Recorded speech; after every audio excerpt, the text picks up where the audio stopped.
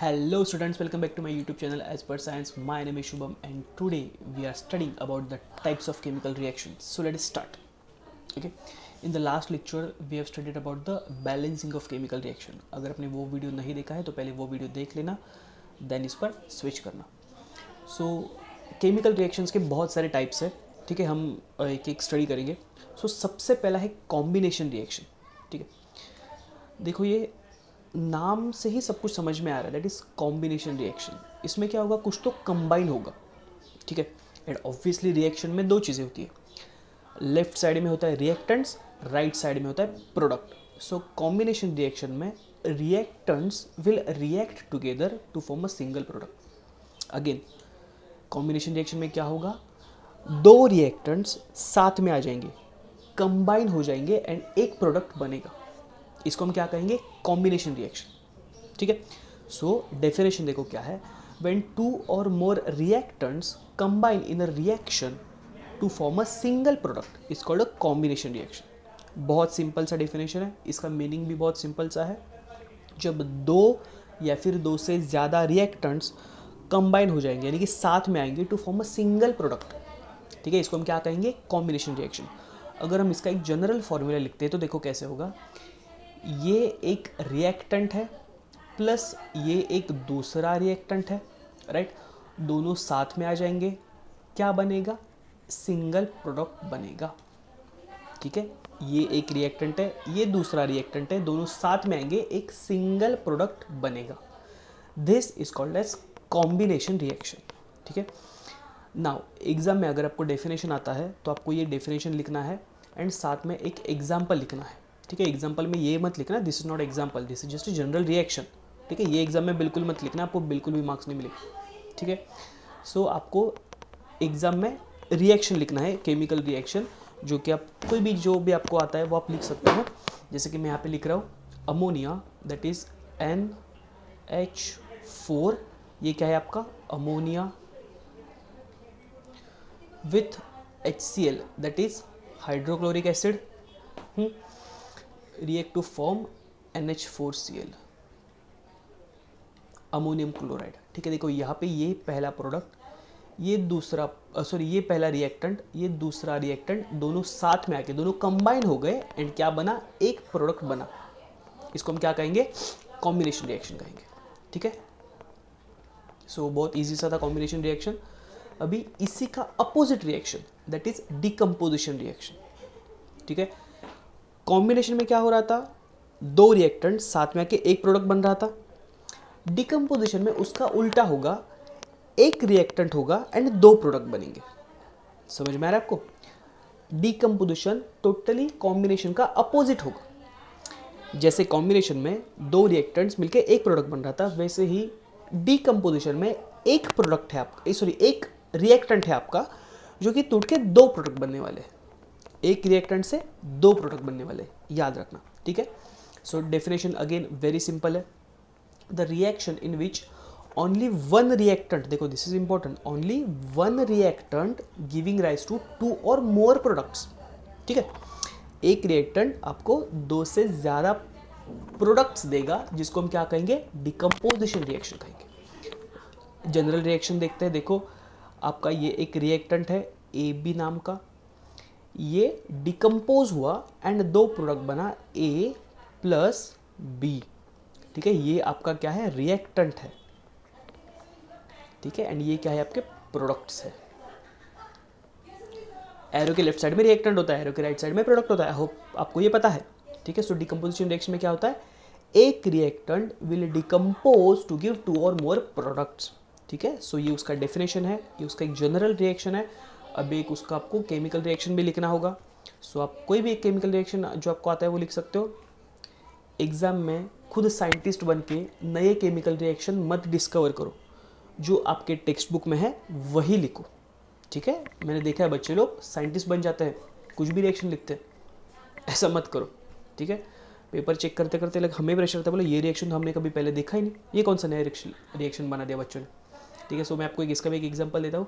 जैसे कि आपका है hydrogen peroxide, that is H2O2. H2O2 क्या है, हाइड्रोजन पेरोक्साइड. और जब ये डिकम्पोज होगा तब दो प्रोडक्ट्स बनेंगे, that is H2O plus oxygen. ठीक है, सो ये किसका एग्जाम्पल है? आपका डिकम्पोजिशन रिएक्शन का एग्जाम्पल है। ओके, हाइड्रोजन पेरोक्साइड जब टूटेगा, लाइक डिकम्पोज होगा, तब क्या बनेगा? H2O बनेगा एंड ऑक्सीजन बनेगा। Okay, so this is decomposition reaction. Next one, displacement reaction. ये बहुत इंटरेस्टिंग रिएक्शन है। ठीक है, the reaction in which the place of the ion of a less reactive element, ठीक है, less reactive element in a compound is taken by another more reactive element by formation of its own ion is called as displacement reaction। ठीक है, सी थोड़ा सा ये definition tricky है, example समझने के बाद आपको ये बहुत इजीली समझ में आएगा। सी होता क्या है, एक रिएक्शन होता है जिसमें एक less reactive element from a compound is taken by another more reactive element. ठीक है, फॉर एग्जाम्पल हम इसका डायरेक्टली एग्जाम्पल ही देखते हैं। ठीक, यहाँ पे है आपका copper sulphate, CuSO4 plus Fe, ferrous. ठीक है, तो जब इनका रिएक्शन होगा तो देखो ये जो SO4 है, ठीक है, ये इसके साथ चला जाएगा। ठीक है, सो FeSO4 प्लस कॉपर। ठीक है, copper is less reactive than ferrous, तो फेरस मोर रिएक्टिव है। ठीक है, ये एक कंपाउंड है, ये एक एलिमेंट है, तो एलिमेंट जो कि मोर रिएक्टिव है वो उस लेस रिएक्टिव के कंपाउंड का जो भी आयन होगा उसको अटैच हो जाएगा एंड ये जो लेस रिएक्टिव एलिमेंट है वो अलग हो जाएगा। ठीक है, कॉपर सल्फेट प्लस Fe, तो देखो ये Fe इसके साथ चला जाएगा एंड कॉपर अकेला रह जाएगा। This is called as displacement reaction. क्या हो रहा है? प्लेस उसकी चेंज हो रही है। ठीक है, डिस्प्लेसमेंट हो रहा है, सो इसको हम क्या कहेंगे? डिस्प्लेसमेंट रिएक्शन कहेंगे। ठीक है, अभी अगेन एक बार आप डिफिनेशन पढ़ो, बहुत इजीली समझ में आएगा। The reaction in which the place of the ion of a less reactive, that is copper sulphate वाला, in a compound is taken by another more reactive, that is Fe वाला, by formation of its own ion is called as displacement reaction। ठीक है, so ये होता है displacement reaction. ये उसका एक सिंपल सा एग्जांपल है, ये आपको एग्जाम में लिखना है। ठीक है, इसके नीचे आप नाम भी लिख सकते हो, copper sulphate, ferrous, ferrous sulphate, copper. ठीक है, next one, double displacement reaction. ये तो बहुत इंटरेस्टिंग रिएक्शन है। ये याद रखना क्या होता है, the double displacement reaction in which the ions in the reactants are exchange to form a precipitate. ठीक है, सी रिएक्टेंट्स रिएक्ट होते हैं एंड प्रोडक्ट में एक प्रेसिपिटेट बनता है। क्या बनता है? प्रेसिपिटेट बनता है, जिसको हम बोलते हैं डबल डिस्प्लेसमेंट रिएक्शन। नाम से लोग कंफ्यूज होते हैं। ठीक है, डिस्प्लेसमेंट में क्या होता है, लाइक पोजीशन चेंज होती है तो वो समझ में आ जाता है, but in the double displacement reaction एक प्रेसिपिटेट बनता है प्रोडक्ट में, जिसको हम बोलते हैं डबल डिस्प्लेसमेंट रिएक्शन। ठीक है, अगर इसका हम एग्जांपल देखते हैं तो बहुत, इसका भी एग्जांपल बहुत सिंपल सा है, याद रखो।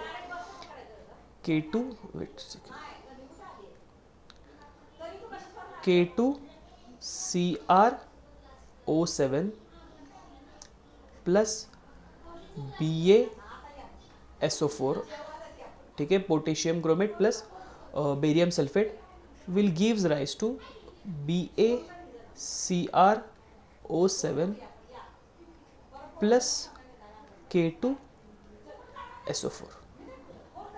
ठीक है, तो ये एक डबल डिस्प्लेसमेंट रिएक्शन का एग्जांपल है। इसमें से ये जो प्रोडक्ट है that is barium chromate. Barium chromate आपका प्रेसिपिटेट बनता है। ठीक है, प्रेसिपिटेट ऐसा कंपाउंड होता है जो कि पानी में डिजॉल्व नहीं होता। ठीक है, ये मैंने आपको पहले एक्सप्लेन कर दिया है, पहले के लेक्चर्स देख लेना। ठीक है, so potassium chromate, barium sulphate react होकर क्या बनेगा? एक येलो कलर का प्रेसिपिटेट बनेगा, barium chromate plus potassium sulphate. ठीक है, सो ये किसका एग्जाम्पल है? डबल डिस्प्लेसमेंट रिएक्शन का एग्जाम्पल है। ठीक है, सो ये भी आपको याद रखना है। Next one, endothermic reaction. ठीक है, So during endothermic reaction, the heat is either absorbed from the surrounding or has to be supplied continuously. ठीक है, एंडो यानी कि अंदर, थर्म THERM, थर्म यानी हीट. सो जिस रिएक्शन में हीट इन्वॉल्व होता है उसको हम क्या कहेंगे, एंडोथर्मिक रिएक्शन कहेंगे. ठीक है, और या फिर हीट हमें बाहर से देना पड़ता है. अगर हीट हम नहीं देंगे तो वो रिएक्शन कंप्लीट नहीं होगा, जिसको हम क्या कहेंगे, एंडोथर्मिक रिएक्शन कहेंगे. ठीक है, अगर हम एंडोथर्मिक का एग्जांपल देखते हैं तो कैसे आएगा, कैल्शियम कार्बोनेट CaCO3, इसको हम क्या देना पड़ेगा, CaCO3, इसको हमें देना पड़ेगा हीट. ठीक है, जब हम इसको हीट देंगे तभी आपका CaO प्लस कार्बन डाइऑक्साइड बनेगा. ठीक है, सो इसमें CaCO3 को हमें हीट देना पड़ेगा तभी ये ये रिएक्टेंट ब्रेक होगा इसमें CaO में एंड CO2 में. ठीक है, अगर हम ये हीट नहीं देंगे तो कभी ये CaCO3 टूटेगा ही नहीं. ठीक है, सो इस रिएक्शन को कंप्लीट होने के लिए हीट देना पड़ता है. इसके लिए हम इसको क्या कहते हैं, एंडोथर्मिक रिएक्शन. डेफिनेशन बहुत इंपॉर्टेंट है. The heat is either absorbed from the surrounding or has to be supplied continuously from the outside. Is called as endothermic reactions. ठीक है, then last one is exothermic reaction.